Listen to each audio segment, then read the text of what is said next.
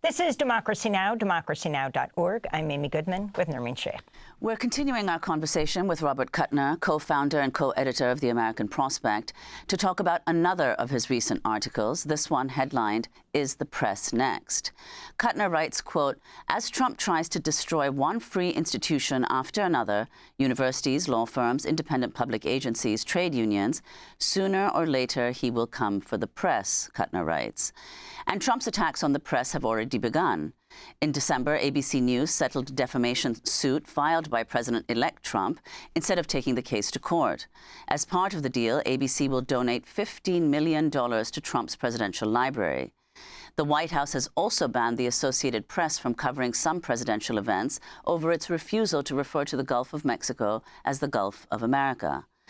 After suffering a court setback, the White House moved to restrict access to all of the wire services. President Trump has also repeatedly attacked 60 Minutes, CBS's flagship investigative news program. Trump has urged the Federal Communications Commission to pull CBS's license. And in his personal capacity, Trump has filed a $20 billion lawsuit against CBS over how 60 Minutes edited an interview with Kamala Harris last year. This all comes as CBS's parent company, Paramount Global, is seeking FCC approval for its proposed $8 billion merger with Skydance Media. Earlier this week, there was a major shakeup at 60 Minutes. The show's executive producer, Bill Owens, resigned, saying, quote, "Over the past months, it's become clear that I would not be allowed to run the show as I have always run it, to make independent decisions based on what was right for 60 Minutes, right for the audience," he said. Semaphore has reported Paramount's Shari Redstone had begun personally keeping tabs on 60 Minutes segments about Trump. Robert Kuttner of The American Prospect is still with us, along with Maria Ressa, co-founder and CEO of the Philippine independent news site Rappler, who received the Nobel Peace Prize in 2021 for her work defending free expression in the Philippines. Robert Kuttner, we're going to start with you, laying out what is taking place here when you have 60 Minutes head leaving, saying he can no longer ensure its independence, and you have this merger that Shari Redstone is trying to accomplish with Larry Ellison, the Oracle founder, and his son, David Ellison, known Trump allies. Talk about all of this. Well, my worry is that this is just the beginning. If they wanted to become really systematic in this article, Is the Press Next?, I ticked off all the things they might do. So the first thing they might do is they might go after the nonprofit tax-exempt status of much of the progressive media, so-called 501c3 status, that allows you to get foundation grants. And to be a 501c3, you're not supposed to be political. And, you know, just between us and your audience, a lot of the left press is pretty tough on Trump, as it ought to be. So Trump could go to the now. It's illegal for the president to,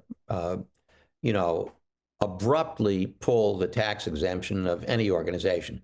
But you could get the IRS to launch an investigation, and you could find that shock, several progressive media are actually pretty critical of Trump, and maybe they don't deserve a 501c3 status. That in turn would spook their foundations, because they're also 501c3s, they're tax exempt, and you could threaten their tax exemption. So that's just one thing he could do. You already have a kind of anticipatory capitulation, appeasement on the part of big corporate owners of the Washington Post and the LA Times. And sometimes the New York Times feels like it's pulling its punches, because when a billionaire owns a media property, I hate the word, they have their other business interests to look out for, Shari Redstone being a classical example. So you've got self-censorship. That's a second evil. You've also got the fact that, public broadcasting broadcasts on frequencies that are allocated by the FCC. The FCC could say, hey, actually, we need those frequencies for national security purposes, and public radio stations, you don't get to broadcast over the air anymore. And so, Congress has already started an investigation into PBS and NPR. That's correct. So Trump could play hardball. Now, the good news here is this is protected by the First Amendment. And in the last segment, we talked about briefly the Supreme Court discovering the fact that its primary job is to uphold the rule of law, and it doesn't get any more fundamental than the First Amendment.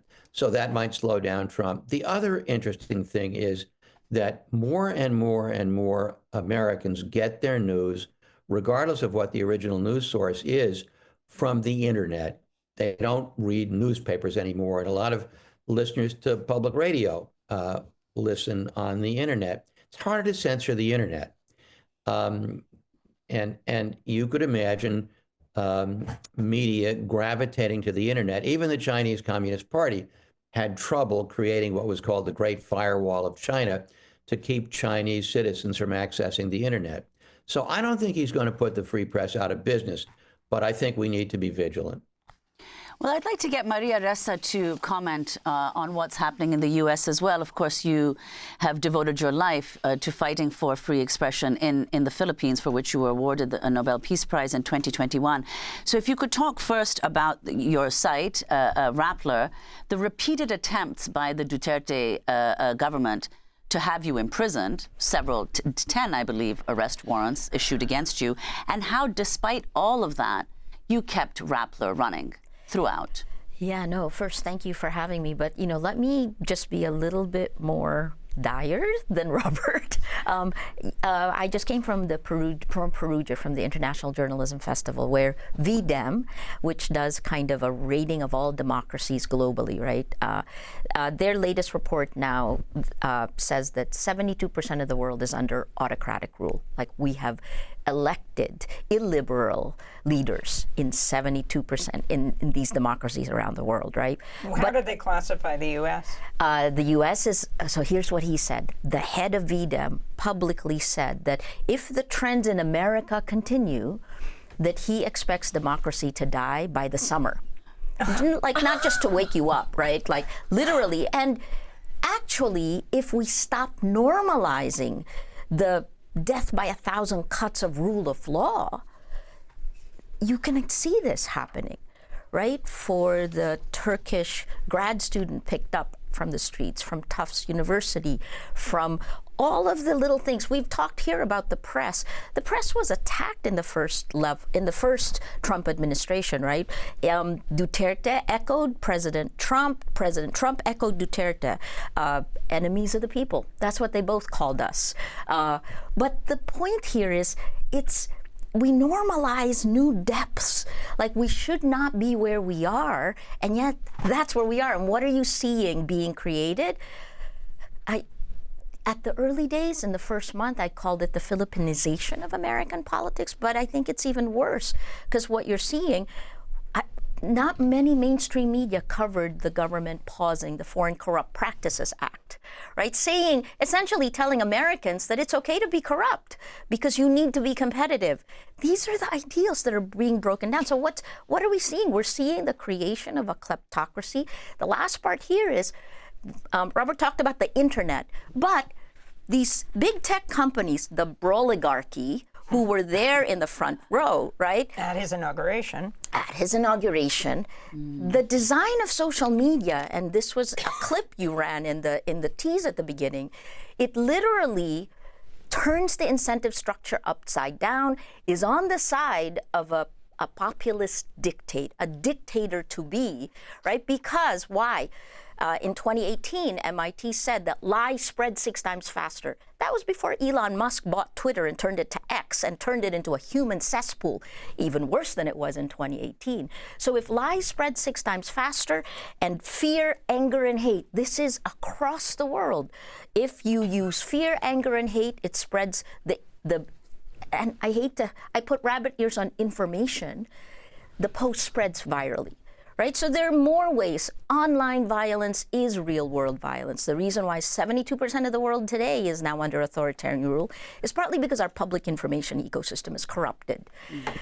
Good morning. I remember you being on the show here years ago when Duterte was really going after you, when he was the leader of the Philippines now, and we'll talk about this in a moment. Yes. He's in prison at The Hague. But when you walked out, you said, don't take this as just an example of, this sort of story of the Philippines. You said, this could be happening to you in just a few years. I see us as a warning for you. So talk about, Nermeen mentioned how many times they attempted to arrest you. Yeah. Talk about how you dealt with this and how you fought back, because I think law firms are seeing, universities are seeing, all of these institutions, when they fight back, Trump blinks. So first, I think the biggest lesson we learned is that you are at your most powerful at the beginning of the attacks. Every day you do not fight back, you lose just a little bit more of your rights. We normalize just a little bit more of this kind of pseudo-democracy, right? So we need to, I think the first is that, what are the steps, right? Social media was used to attack us. And it's like fertilizer. Saying you're the enemy of the press then lets people believe that's astroturfing. For me, hashtag arrest Maria Ressa was trended by pro-government, by pro-Duterte information operations 2 years before I was actually arrested.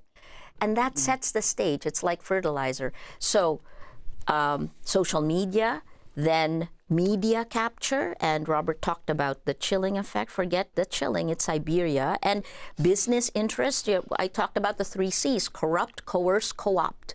For every single institution that is broken down, media, academe, NGO capture, state capture. And each step of the way as you go down, rule of law breaks down and you lose. It's death by 1,000 cuts of your rights. So in the Philippines, it was a rallying cry for us because I'm a traditional journalist in the old sense of the word, right? And I didn't want to be an activist, but when it's a battle for facts, journalism is activism. So in our case, I said, we hold the line.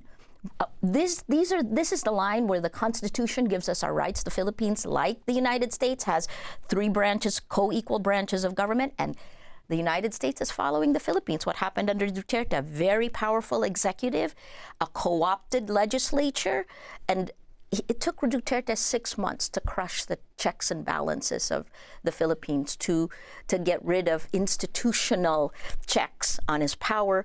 The judiciary, what happens with the judiciary is not only, you talked about the 10 arrest warrants I have, 8 years later, we've won 8 of the 10 cases, but I still have to ask for the Philippines, for approval to travel from the Philippine Supreme Court. What rights you lose today, you will not get back. Right? This is part of the reason why, if you value your rights, you stand up for them, you hold the line. Because silence is complicity. Silence gives approval for it. And we create a new normal.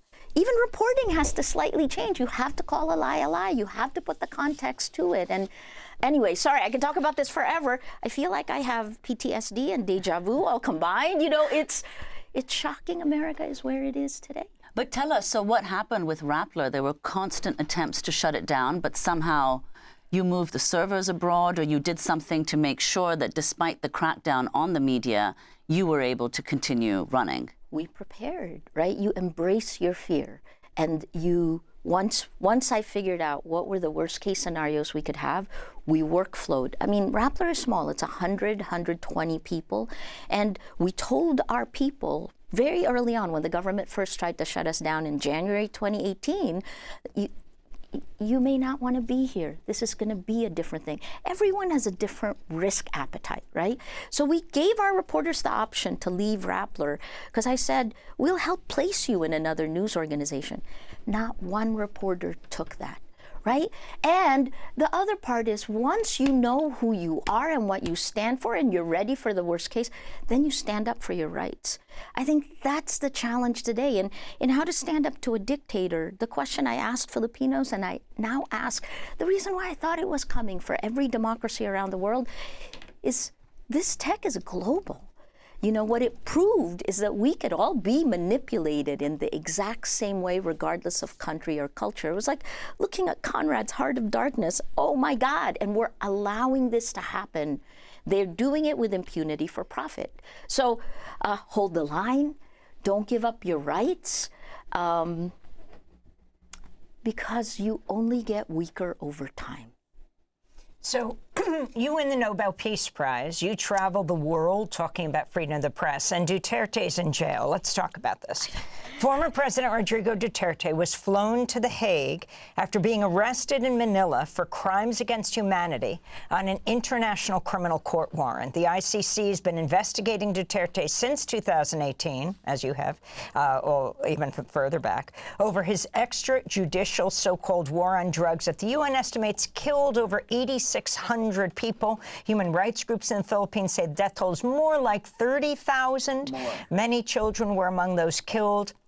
Last year, the former president admitted under oath he oversaw a death squad of gangsters while he served as mayor of the southern city of Davao. Can you talk about what this means for the Philippines? Well, it doesn't end, right? The fight. So what is it? How did he get arrested? It was the work of so many families, so many victims who refused to be victims. And over time, it took that long. And part of it was also Gaza, right? We were told, we've been looking for this since August of 20, my gosh, when was that? 2022. Right, soon after the pandemic. So it took a long time, a lot of work, a focus on justice. And I think the interesting thing here is that what's at stake for the world today is whether or not an international rules-based order still exists. Whether it's Ukraine or Gaza or tech, right? And then what the Philippines proved is that, and people will say, well, it's power politics. Everything is power politics. What the Philippines proved is that little Philippines actually honored an ICC, the very first time a Filipino president has been charged with crimes against humanity. When he was arrested, I was in the Philippines when that happened. We broke the story in Rappler for the arrest warrant. And when that happened, we didn't know what was going to happen. And I think that's the part, I really want to tell Americans that you take step by step towards the goal of your values, towards the rights you have, and you don't know what will happen. It's incredibly uncertain. There were times I thought I would go to jail. There were times I had to wear a bulletproof vest in the car, right? So, but you hold tight. And I think that's what, I lost my right to travel. 5 times I couldn't travel. Then the Nobel Prize happened and I could travel, but I've still lost some rights. Sorry, the Philippines proved that an international human rights-based order can exist. But we have elections.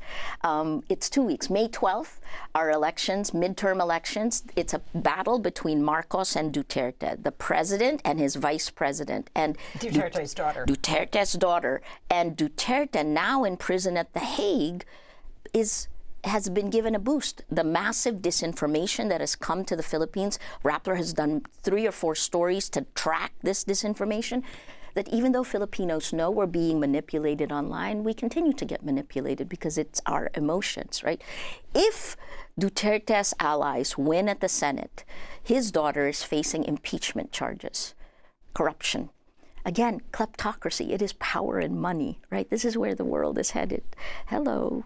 And then what happens is if his allies win, Sara Duterte may actually then survive the impeachment, may not lose her post. And that means that's a setup again for another Duterte for our presidential elections. It doesn't end, but the fight for your rights continues. Are you going to be silent?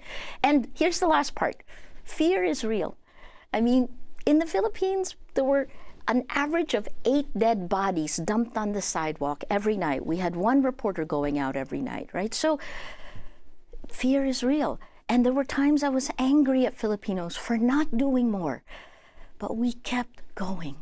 And I think the Philippines shows you that it could take a while, but justice does happen.